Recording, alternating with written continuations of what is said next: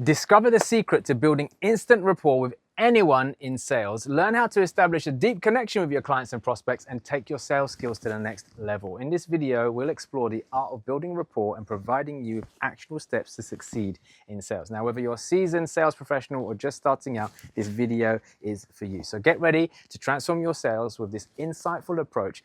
With this instant rapport method, you'll be able to build more rapport with your clients, close more deals, and drive business growth. So what are you waiting for? Get watching now. My name is Jason James. Over the last 10 years, I've had the honor and pleasure of training tens of thousands of business owners and entrepreneurs and sales professionals just like you all across the world, using the techniques that I used to use in my background in psychiatric nursing right here in sales. And by doing this stuff, by just using my mind, understanding human behavior, and having very, very simple conversations with people, I've been able to personally close over 22 million in deals myself. My clients have gone on to close over 200 million and growing, and I would love you to get some of these same results. So let's talk about rapport.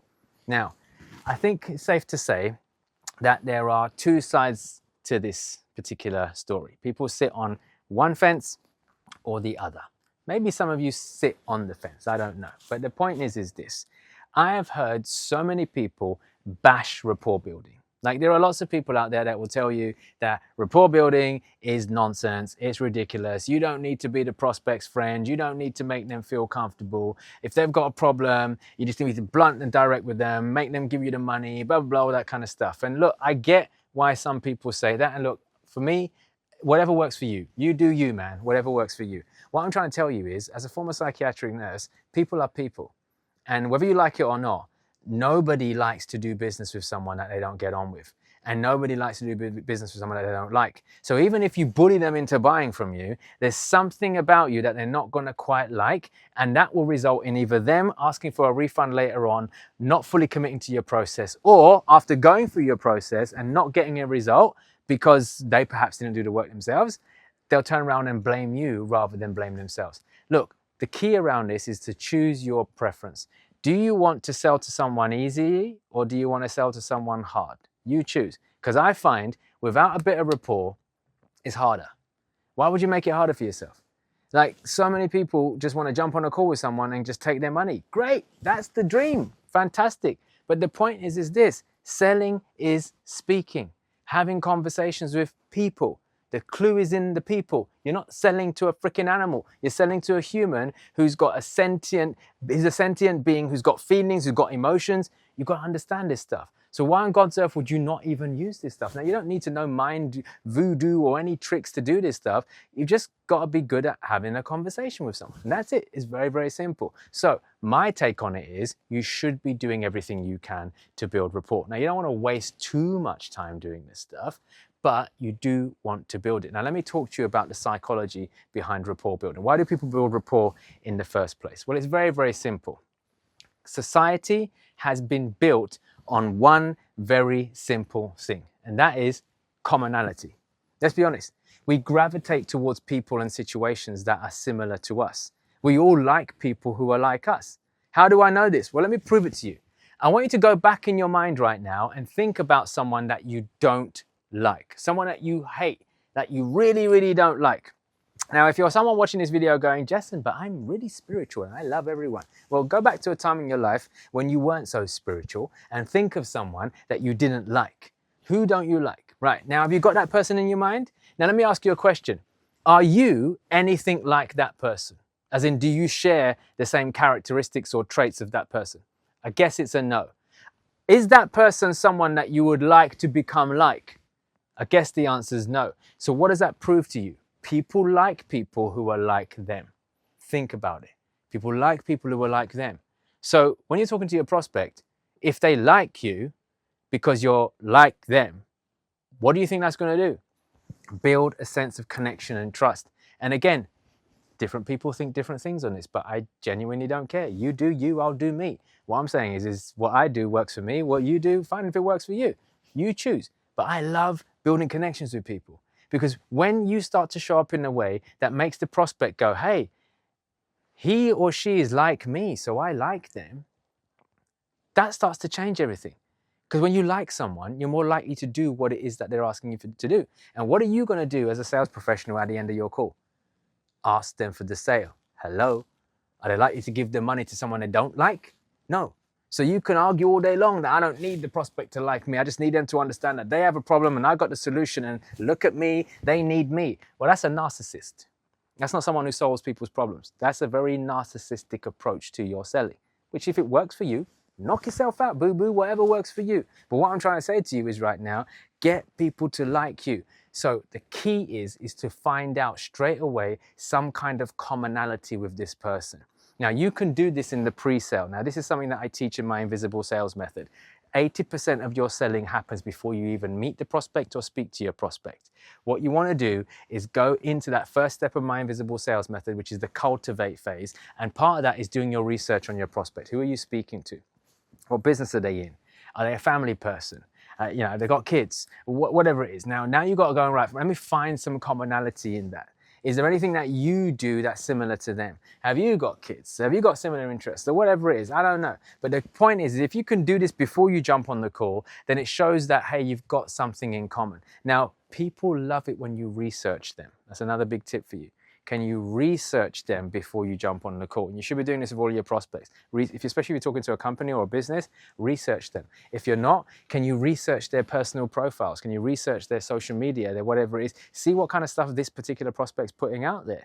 Like, see what they do. Like, they might like dancing or something or whatever it is. And without them even knowing that you stalked them online, you can drop into conversation that you love going out dancing or whatever. I don't know. And they'll go, well, me too. I love dancing too. And before you know it, you're having a conversation based on some rapport. Is this making sense? So when you build that commonality, it makes the prospect do something very, very simple. It makes them like you more. And in fact, some of the times they can't even put their finger on it. They're just going, hey, you know what? There's something about this person that I like. Can't quite put my finger on it. I like this person. Okay, so do you see where I'm going with this? So finding commonality is very, very important when you are building rapport with someone. So that's your easy, quick win, guys. It's a quick win. Like, you don't have to spend hours doing this stuff. It's a quick win. Have you got something in common with the prospect? Okay, and that could happen naturally and organically, or it can be a bit more meditated or premeditated, like doing a bit of research beforehand, like I just explained. Okay, the more organic things happen when you just open your mouth with a prospect and you realize that actually they're sitting somewhere sunny and the background, and you go, hey, look, it looks gorgeous where you are right now. May I ask where you are? And they'll say, oh, I'm actually on holiday right now in the Caribbean. The Caribbean? Wow, I love the Caribbean. Which island are you in right now?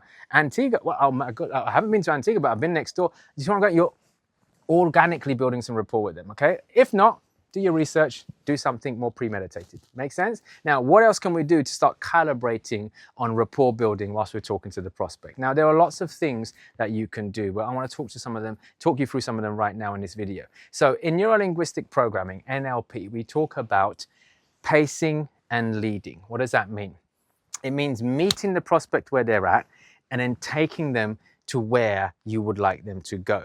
Okay, now one of the best ways that you can do that is to meet them with the certain language patterns and certain language tonality that they're currently using. So when someone jumps on a call with you, whether that's on a Zoom, on a phone call, or even a meeting face to face, you've got to get good at identifying what their rate of speech is, as in how fast are they speaking or how slow are they speaking, and what tonality they're using. Is it a high one? Is it a medium one? Is it a low one? Okay, and what you want to do is you don't want to be exactly like for like, because that would look very, very weird, but you kind of want to meet them where they're at. So let me give you the extremities so it makes more sense. If you jump on a call with someone and when they open their mouth, they speak like this. They're quite low, slow, not very animated, and all that kind of stuff, right? If you jump on a call with someone like that, what you shouldn't be doing is going, hey, how you doing? How's things? Great to have you on the call, whatever. Complete mismatch, okay? That person's freaking out right now because it's not what they're used to. They're used to hearing their own voice. They're used to their own pace.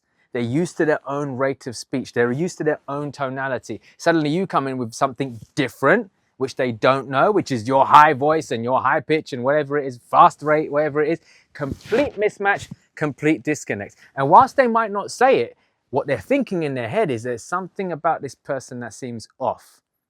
I don't quite like this person. You see where I'm going with this? So what you want to try and do is listen. As soon as you get on the call, listen. Now, it's difficult if you start the call and go, hey, welcome to this call. But if you can keep your first sentence or your first statement short and sweet and allow the client to respond. So like, hey, how's it going today? And then shut your mouth. Listen very carefully to what they're actually saying and how they're saying it. You can adjust your tone and your pace accordingly later on, okay? Straight after they say something. Now, I'm not asking you to match them really, really slow, but if someone's speaking really, really slow and low, and you're used to speaking really high and fast, don't speak high and fast, kind of speak a bit more closer to where they are, okay? So let's say, for example, someone says, yeah, I'm doing okay today. Yeah, yeah, I'm good. Thanks for asking. I might respond and go, yo, great. No, appreciate you jumping on the call. So what's the weather like where you are right now? I'm just kind of trying to meet them where they're at a little bit, not going too fast. This is making sense. So meeting them where they're at, pace, and then eventually as we're going through the conversation, I'll gently start to up it a little bit, try to bring them to my level of speaking. Now, they're not going to be exactly like me, but you'll notice a shift in their language patterns. You'll notice a shift in their tonality as I start to take them to where I want to go. This is making sense, okay? Now, we're pacing and leading, but the other key thing to understand, there is another NLP technique, which is called matching and mirroring, where we match or mirror someone's behavior, their voice, their energy. There's lots of things that we can match and mirror, okay? Now, in this case, we're kind of matching their voice to a certain extent and then leading them to where we want to go, okay? Body language is another one, obviously, which I don't want to go into too much in this video, but if you are watching this video online and you are maybe doing Zoom calls yourself right now, hopefully you can see the person's body language. If they're sitting back in their chair and you're leaning forwards, you're in a disconnect. You're not matching or mirroring their behavior. So if someone's leaning back in their chair, what you want to start to do is probably gently start to lean back a little bit too. Now, you don't have to be slumped like they are or whatever it is, but you can start to lean back a little bit too, which will gently start to make the prospect start to feel a bit more at ease. And they'll say, hey, there's something about this person I like. I can't quite put my finger on it. And then they start to like you more. Because why do we want them to like us, people?